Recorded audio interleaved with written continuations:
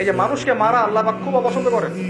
বিনা বিচারে মানুষকে মারা আল্লাহ পাক কঠিন অপছন্দ করেন। নির্মম ভাবে মানুষকে মারে না, হকি স্টিক দিয়ে এইখানে সেইখানে, কোন কোন ক্ষেত্রে রিমান্ডে কি মাইকটা মারা হয় না। বিনা বিচারে মানুষকে মারা আল্লাহ পাক কঠিন অপছন্দ করেন। ওই আদ জাতি আর সামুদ জাতি মানুষকে নির্মম ভাবে পিটাই। ওয়াইদা বাতাসতুম, আল্লাহ সূরা আপনার শুআরার মধ্যে বলছেন, ওয়াইদা বাতাসতুম, তোমরা যখন কাউকে পিটাও, বাতাসতুম জাব্বারিন, কঠিন পিটাও তোমরা, কঠিন মাই মারো একদম। আল্লাহ পাক খুব অপছন্দ করেন আদম সন্তানকে হাত তোলা। আর আমরা তো কিছু হলে গালে থাপ্পড় মারি না, এটা করি না? এই হাদিসটা মনে রাখবেন, মানুষের গালে মারা নিষেধ আছে, জানতেন? মানুষের চেহারার মধ্যে মারা নিষেধ আছে।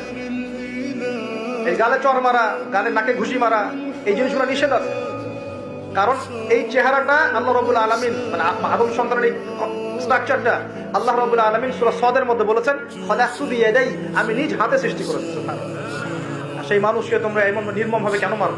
সারা বিশ্বের দিকে তাকায় দেখেন, এখন প্রত্যেকটা জায়গায় রক্ত ঝরছে কাদের? মুসলিমদের। কাদের?